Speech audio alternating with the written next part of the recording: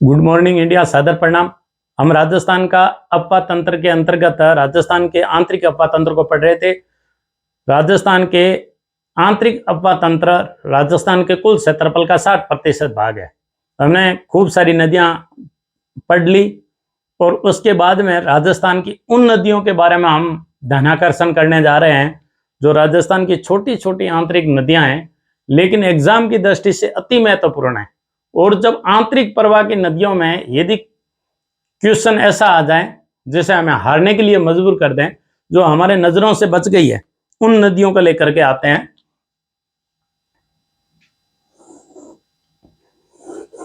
ये हमारा राजस्थान आंतरिक अपा के अंतर्गत यहां पड़ता बाड़मेर और यहां पड़ता जैसलमेर। बाड़मेर में यहां बाड़मेर जिला पड़ता है, जिला मुख्यालय। जिला मुख्यालय के पास में यहां पड़ता है एक गांव पड़ता है कवास। कवास और यहां हमारा हिंदुस्तान का एक महत्वपूर्ण सामरिक दृष्टि से एक महत्वपूर्ण हवाई अड्डा है जिसे उत्तरलाई कहते हैं। उत्तरलाई गांव है, उसके अंदर भूमिगत हवाई अड्डा है सीमावर्ती जिले का। तो इस गांव के आसपास में जो जल इकट्ठा होता है वो जल एक नदी का रूप ले लेता है और कवास की तरफ आगे बढ़ता है, और वो नदी है रोहिली नदी। रोहिली नदी, और ये रोहिली नदी कवास क्षेत्र में बाढ़ का कार्य करती है और आंतरिक का प्रवाह की दृष्टि से महत्वपूर्ण नदी है। देखो कवास जो गांव है ना, इस प्रकार अर्धचंद्राकार बालू का स्तूप में आया हुआ है और इस बालू का स्तूप का सिरा काफी मिला हुआ है, और इस प्रकार कवास में रोहिली नदी का जल आकर के इकट्ठा हो जाता है। मवाद गांव और कवास गांव के अंदर 2006 में बाढ़ आई थी भयंकर। 2017 में भी ये खतरे की घंटी बज गई थी। इस कवास गांव की जो नीचे की चट्टानें वो जिप्सम युक्त है, और जब जिप्सम युक्त है तो पताल तो ट्यूबवेल खोलने के बावजूद जल है वो भूमिगत नहीं गया, और कवास के अंदर 100 से ज्यादा लोग मारे गए थे 2006 के अंदर। और इस प्रकार कवास में जो नदी बाढ़ लाई उसे रोहिली नदी के नाम से जाना जाता है। बाड़मेर जैसल की एक नदी और है जो नीमड़ी नदी है। नीमड़ी नदी ये भी कभी कभी बाढ़ लाती है। तो हम पढ़े थे कि उत्तरलाई के आसपास में जल इकट्ठा होकर के कवास की तरफ आगे बढ़ता है, वो नदी है रोहिली। और इस रोहिली नदी ने ही 2006 में बाड़मेर के क्षेत्र में बाढ़ आने का कारण बनी थी। इनके अलावा राजस्थान के आंतरिक प्रवाह की और नदियां भी हैं, जैसे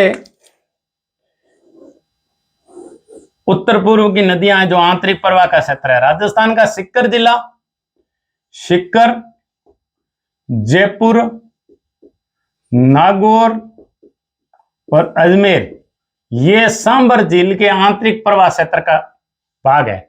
और इस प्रकार अर्धचंद्राकार श्रेणी के अंदर हमारा एक जिला पड़ोसी हरियाणा से लगता है जो, और यहां पड़ता है अपना झुंझुनू। इस सीकर के अंदर कुछ ऐसी छोटी नदियां हैं जो सीकर के उत्तर पूर्व से और दक्षिण पूर्व से निकल करके हरियाणा में जाके विलीन होती है। हरियाणा में तो इस प्रकार जो सीकर जिले से निकल करके हरियाणा में जाके विलीन होती है, उन नदियों का कुछ वर्णन करते हैं। जैसे सीकर जिले से जो नीम का थाना या नीम का थाना तहसील स्थित है, नीम का थाना जो गणेश्वर सभ्यता पड़ी थी वही नीम का थाना। नीम का थाना तहसील के दक्षिण पूर्व में अजमेरा गांव है। अजमेर नहीं है, अजमेरा गांव है, नीम का थाना तहसील का है। अजमेरा गांव से निकल करके सीकर की उत्तर पूर्व क्षेत्र को लेकर के ये बेरोड तहसील को लेती है अलवर के, और महेंद्रगढ़ जो वर्तमान में हरियाणा में पड़ता है, महेंद्रगढ़ में जाकर के विलीन होती है। इस नदी का नाम है साहिबी नदी, जो कभी साबी नदी का सहायक होती थी। साहिबी नदी नीम का थाना तहसील सीकर के अजमेरा गांव से निकल करके उत्तर पूर्व बेरोड तहसील के भाग को ये स्पर्श करती है। इस प्रकार ये आगे बढ़ती है और महेंद्रगढ़, कभी ये साबी की सहायक थी और महेंद्रगढ़ हरियाणा में जाकर के विलीन हो जाती है। लगभग ये 25 से 30 किलोमीटर लंबी नदी कहलाती है। 25 से 30 किलोमीटर, 25 से 30 किलोमीटर के अंदर अंदर ही ये विलुप्त हो जाती है, लेकिन कभी कभी ये हरियाणा तक चली जाती है। इस साबी नदी की एक सहायक नदी है और वो नदी है दोन नदी। दोन नदी, इस दोन नदी को दोन भी कहते हैं, दोन नदी। इसे वसुधरी नदी भी कहते हैं, वसुधरी नदी। दोन नदी को दोन नदी और वसुधरी भी कहते हैं। ये दोन नदी एक गोमुख क्षेत्र से निकलती है और जो गोमुख क्षेत्र स्थित है वो नीम का थाना तहसील में, यही नीम का थाना तहसील, नीम का थाना तहसील में मंडोली गांव है, मंडोली गांव से निकलती है। और मंडोली गांव से गोमुख से निकलने के बाद में ये साहिबी की सहायक मिलती है। साहिबी की जहां ये सहायक बनती है दोन नदी, इससे आगे एक छोटा नाला आकर के और मिलता है जिसे सोता नाला कहते हैं, सोता नाला, या इसे सोती नदी भी कहते हैं। इस प्रकार साहिबी नदी, दोन नदी और सोता नाला जहां बहता है, और ये साबी नदी के पैरेलल बहते हैं। जो हमने साबी नदी पढ़ी, जयपुर की साबी नदी बहरोड होकर के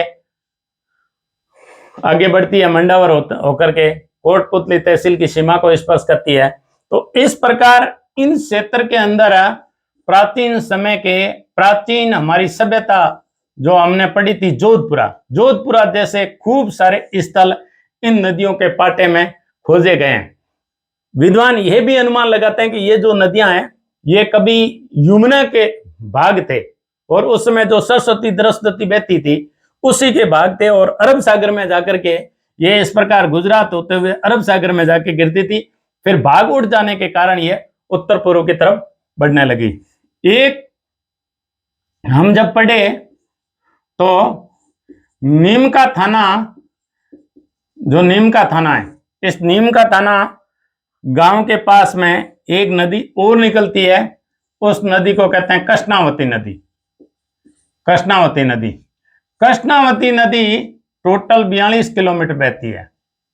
नीम का थाना के दक्षिण पूर्व से निकल करके टोटल 42 किलोमीटर बहती है, और ये जो बहती है वो नांगल चौधरी गांव है हरियाणा, वहां तक अंतिम रूप से बहती है कृष्णावती नदी। कृष्णावती नदी के ऊपर इस प्रकार एक नदी है जो रघुनाथगढ़ के पास में टोडा की पहाड़ियों से निकलती है, टोडा की पहाड़ियों से, और उस नदी का नाम है कसावती नदी। तो इस प्रकार टोडा के उत्तर पूर्व की पहाड़ियों से निकल करके केवल 15 किलोमीटर बहती है, उस नदी का नाम है कसावती नदी। कसावती। टोडा के उत्तर की पहाड़ियों से एक नदी निकलती है जो रघुनाथगढ़ के नाम से जानी जाती है, रघुनाथगढ़ नदी। ये भी टोटल 15 किलोमीटर ही बहती है, लेकिन इसमें जल की मात्रा जब अधिक होती है तो ये सनोली नामक गांव में जाकर के इस सनोली की सहायक बन जाती है। इस प्रकार रघुनाथगढ़ नदी टोडा से निकलती है, कसावती नदी टोडा से निकलती है, कृष्णावती नदी ये नीम का थाना तहसील के पास से निकलती है और 42 किलोमीटर बहती है, नांगल चौधरी गांव हरियाणा की तरफ बहती है। मंडोली के गोमुख से जो रिजर्व क्षेत्र है वहां से निकलती है दोन नदी, जैसे दोन भी कहते हैं, वसुधरी भी कहते हैं। इस प्रकार साहिबी की सहायक बनती है दोन नदी, और साहिबी जो निकलती है वो नीम का थाना अजमेरा से निकलती है, और अजमेरा से निकल करके बहरोड का भाग लेते हुए ये महेंद्रगढ़ के पास जाके विलीन हो जाती है। इसका एक सहायक नदी और है जिसे सोता नाला कहते हैं। तो इस प्रकार बाड़मेर की हमने रोहिली नदी पढ़ी जो कवास में बाढ़ लाने के लिए जिम्मेदार मानी गई है। इसी प्रकार अपने साहिबी, इसी प्रकार दोन नदी, इसी प्रकार हमने सोता नाला, कृष्णावती नदी, कसावती नदी और रघुनाथगढ़ नदी जो सिक्कर के जिले से उद्गम होकर के उत्तर पूर्व बहते हुए हरियाणा के अंदर विलीन हो जाती है।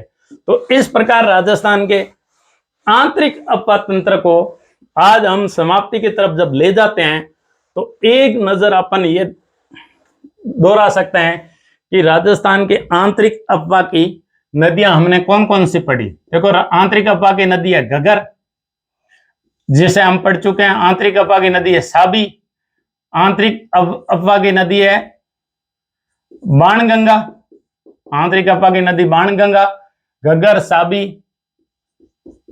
मेंथा हमने पढ़ा जिसे मेंढा भी कहते हैं, मेंढा। आंतरिक अफवाह की हमने रूपनगढ़ पढ़ी जो सांबर झील में गिरती है। आंतरिक अफवाह की हमने खारी पढ़ी जो सांबर झील में गिरती है। आंतरिक अफवाह की हमने बांडी का नाला पढ़ा जो सांबर झील में गिरती है, बांडी का नाला। आंतरिक अफवाह का हमने खंडेला नदी पढ़ी, खारी खंडेला, रूपनगढ़ मंथा, बांडी का नाला। और हमने एक और पढ़ी देवयानी नाला, देवयानी नाला, इसकी पूरी कहानी भी बताई थी। फिर हमने एक सभ्यता थी नलियासर, नलियासर नाला, ये भी सांबर झील में गिरती है। देवयानी नाला, नलियासर नाला, खंडेला नदी, बांडी का नाला, खारा, खारी, रूपनगढ़ मंथा, ये सारी की सारी जो है हमारी कहां करके गिरती है, सांबर झील में। इस प्रकार अपन जब पढ़ी तो हमने जैसलमेर की एक नदी पढ़ी सूकड़ी, जैसलमेर की एक नदी पढ़ी काक, इसी नदी को काकने कहते हैं, इसी नदी को काकनी कहते हैं, इसी नदी को मसूरती कहते हैं, मसूरती। एक हमने कुलदरा गांव के सभ्यता जब पढ़ी तो उसके पास में पड़ा मसूरती का नाला, ये एक जैसलमेर की अलग नदी है जो मसूरती नदी से एक अलग रखती है। एक हमने यहां पढ़ा घुघरी नदी जैसलमेर में। इसके अलावा जैसलमेर में एक नदी है चांदन, जैसलमेर में एक नदी है लाठी, जैसलमेर में एक नदी है दरुआ, जैसलमेर की नदी है दरुआ, जैसलमेर की नदी है दोगड़ी, दोगड़ी, दोगड़ी, दरुआ, लाठी, चांदन, घुघरी, मसूरती का नाला, कांकनी, मसूरती, काकने, काक और सूकड़ी, ये सारी जैसलमेर की नदियां हैं। कहीं कहीं कहीं इसका एक नीमड़ी या नीमड़ा भी आता है, नीमड़ी नदी। इस प्रकार बाड़मेर की हमने अभी नदी पढ़ी रोहिली नदी, रोहिली नदी। इसी प्रकार अपने सिक्कर की नदी पढ़ी आंतरिक अफवाह की कृष्णावती नदी, सिक्कर की आंतरिक अफवाह की अपने नदी पढ़ी कसावती नदी।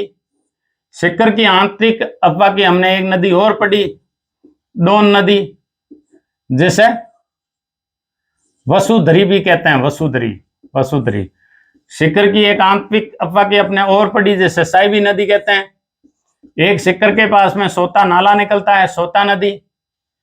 कृष्णावती, कसावती दोन एक सिक्कर की नदी है जो 15 किलोमीटर बहती है, रघुनाथगढ़ नदी, रघुनाथगढ़ नदी। और एक सिक्कर की नदी है कांतली, जिसे हम पहले गणेश्वर सभ्यता के साथ पढ़े थे।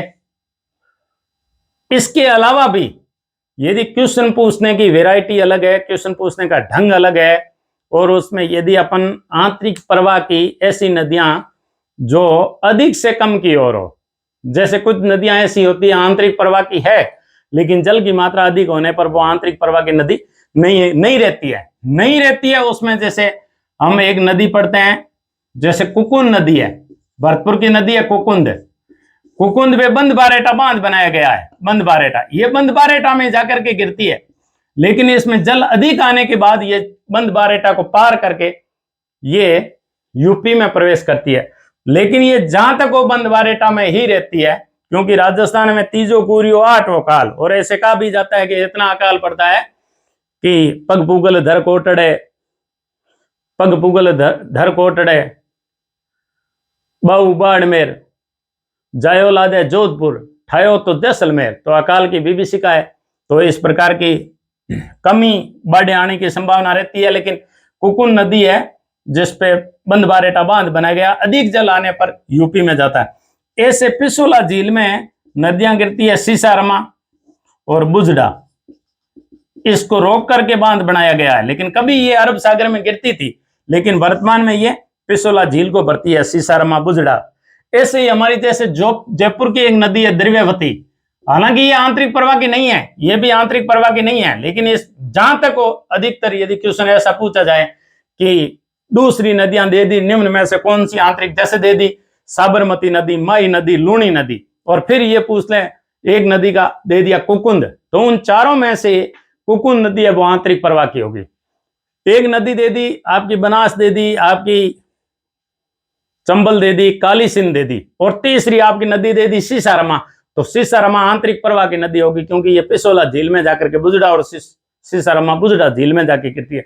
तो हमें क्वेश्चन की परिभाषा की क्वेश्चन किस प्रकार का क्वेश्चन है वो पढ़ना आएगा। जब इस प्रकार अपन क्वेश्चन को जब समझ लेंगे कि सीसारमा और बुजड़ा भी आंतरिक प्रवाह की किसी हद तक बनती है, तो हम इस क्वेश्चन को करने में कामयाब हो गए। जैसे बंदबारेटा है, कुकुन नदी उसमें गिरती है, लेकिन इसका जल है वो आगे जाता है। जैसे बाणगंगा नदी है, रुंडीर नदी है, ये क्वेश्चन ऐसा आ जाए कि एक उसमें से भी, जैसे बाणगंगा नदी दे दी, साबरमती दे दी, माई दे दी, और फिर तीसरी चौथी नदी दे दी घग्गर नदी, तो घग्गर ज्यादा आंतरिक प्रवाह की नदी होगी। तो इस प्रकार हमें क्वेश्चन मतलब पूरा कंसेप्ट क्लियर करना है। केवल आंख बंद करके तोता मैना की तरह ये रटने नहीं है कि ये इतनी नदियां बता दी, और उसके बाद में एक हमने पढ़ी थी तुर्तमती नदी, ये भी आंतरिक प्रवाह की नदी है। तो केवल आंख बंद करके किसी चीज को नहीं पढ़ना है और रटना नहीं है, ये हमें पूरा कंसेप्ट है कितनी नदियां आंतरिक प्रवाह की होती है। और ऑथेंटिक बुक पढ़िए। यदि आप RS मेन की मुख्य की तैयारी कर रहे हो तो राजस्थान की ज्योग्राफी के लिए सक्सेना सफिशिएंट है। सक्सेना इसलिए सफिशिएंट है कि उसमें छोटी छोटी बातें न लिख करके लिखावट की दृष्टि से, आपके रिटर्न एग्जाम की दृष्टि से दी गई है। बाकी यदि आप छोटे एग्जाम के लिए जैसे पढ़ना चाहते हो वैसे अपन ऑथेंटिक की पढ़नी चाहिए। राजस्थान हिंदी साहित्य ग्रंथ अकादमी की पुस्तकें आती है तो उनको पढ़ना चाहिए, और उनमें ही हमें मिलती है।